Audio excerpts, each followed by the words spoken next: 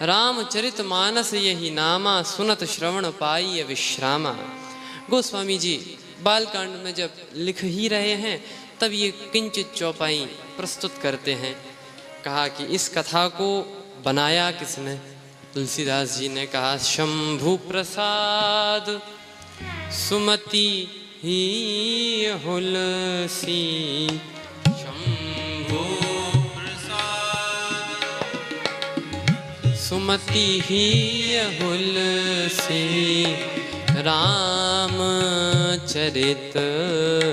मानस कवि तुलसी।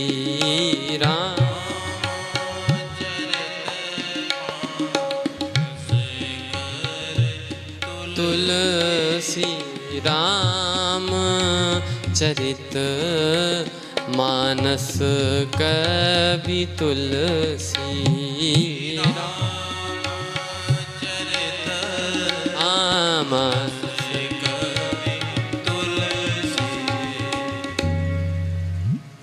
इस कथा को लिखा गया है शंभु प्रसाद सुमति ही हुलसी।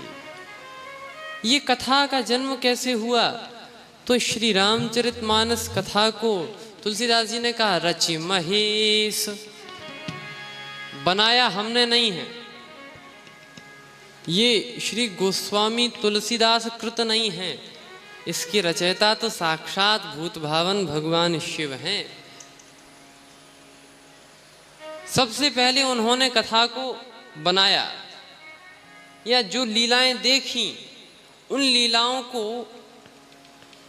चरितार्थ किया और चित्रवत किया और उस पूरी कथा को अपने मन में छिपा लिया।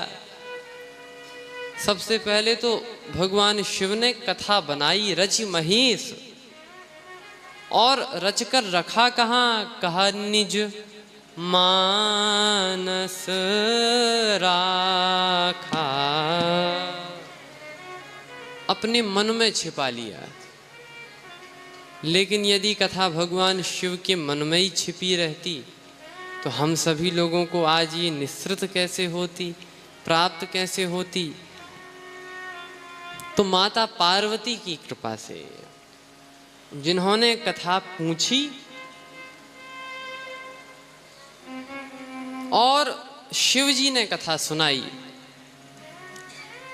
तुलसीदास जी ने वंदना भी की है, वंदे भवानी भवानी शंकरौ वंदे भवानी। वंदे भवानी भवानी भवानी शंकरौ वंदे भवानी। शंकरौ वंदे भवानी भवानी शंकरौ वंदे भवानी। शंकरौ वंदे श्रद्धा विश्वास रूपिणौ। श्रद्धा विश्वास रूप भवानी। शंकरौ वंदे वंदे भवानी।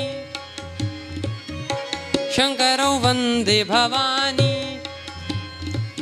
श्रद्धा विश्वास रूपिणौ भवानी। हाँ भवानी, हाँ हाँ भवानी।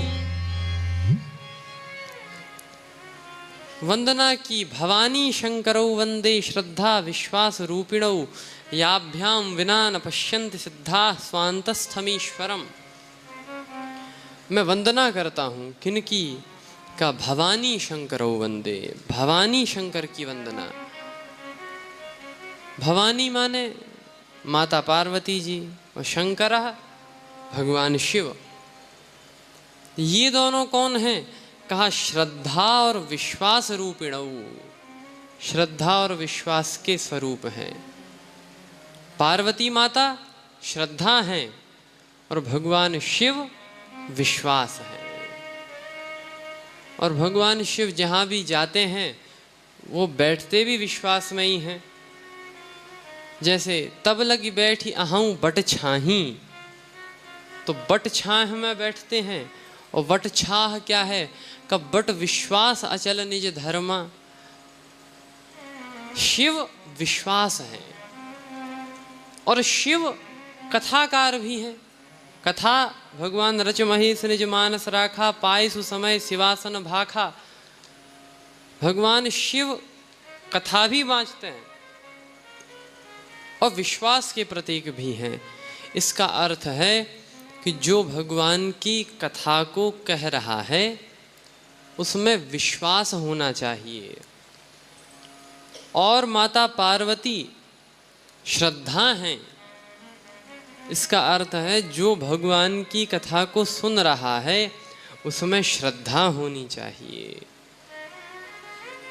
तभी कथा सफल होती है।